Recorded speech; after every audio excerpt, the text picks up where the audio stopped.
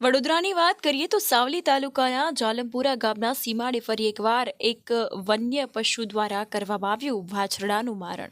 સાવલી તાલુકાના વાંકાનેર, મહીધરા, ભાદરવા, પ્રથમપુરા, જાલમપુરા, ખાંડી પોઈચા જેવા ગામોના વિસ્તારમાં છેલ્લા ઘણા સમયથી દીપડો ફરતો હોવાનો ઉલ્લેખ ગ્રામજનો દ્વારા દિવસે ને દિવસે ચર્ચામાં રહેલો છે.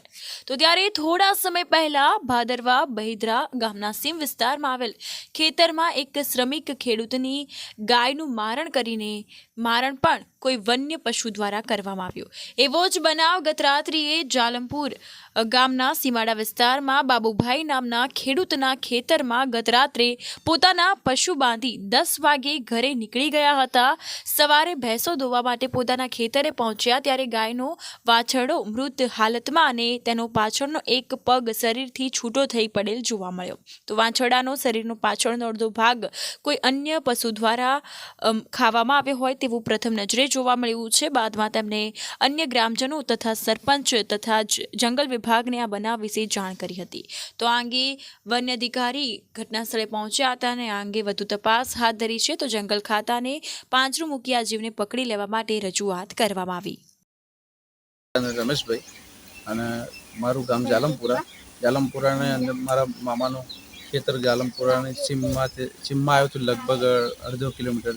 તો રાત્રિના સમયે તેઓ ગાય ભેંસને પાણી આપવા ગયા હતા.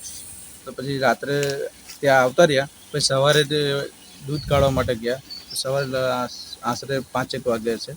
તો ત્યાં તેમનું જોયું કે એમનું વાછરડું મરણ હાલતમાં પડેલું. તો એનો જાનવરે હુમલો કર્યો એ રીતનું લાગે છે. તો બધા પહેલાં પણ લાગ્યું હતું કે દીપડાએ આજુબાજુના 4-5 ગાય છે કે એને પણ હુમલો કર્યો વાત મળી હતી. તો અમારે આશરે એવું લાગે છે કે દીપડાએ હુમલો કર્યો હોય એવું લાગે છે અમને.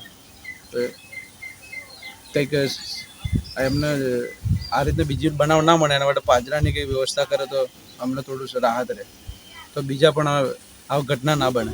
આજરોજ જાલમપુરા ગામે અમારા ભાઈ બાબુભાઈ ચીમનભાઈ એમનો બોરવેલ આવેલો છે અહીંયા આગળ જાલમપુરા ગામે.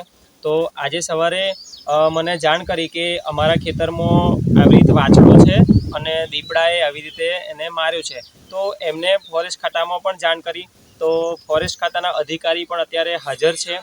તો આજથી અવારનવાર પહેલાં 7-8 દિવસ પહેલાં પણ મને વાતચીત કરતો એવું જાણ મળી હતી કે ભાઈ આ કાકાએ કે અમને દીપડો જોયો છે, તો તમે ફોરેસ્ટવાળાને જાણ કરો તો જેથી અહીંયા આગળ એનું પિંજરું મૂકે તો આગળ એનો નિકાલ થાય.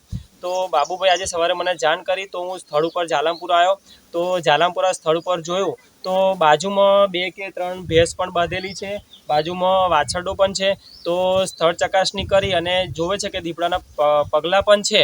તો ફોરેસ્ટના અધિકારી એમની જાણ કરી કે આ ચોક્કસ દીપડો છે કે શું છે એ હજુ અધિકારી ચકાસણી કરે છે.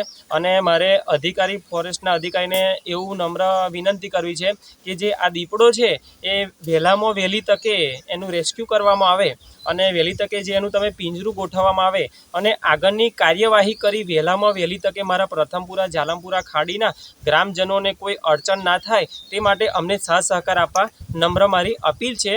હું રબારી અનિલભાઈ, સરપંચ શ્રી પ્રથમપુરા જાલમપુરા ખાડી જૂથ ગ્રામ પંચાયત.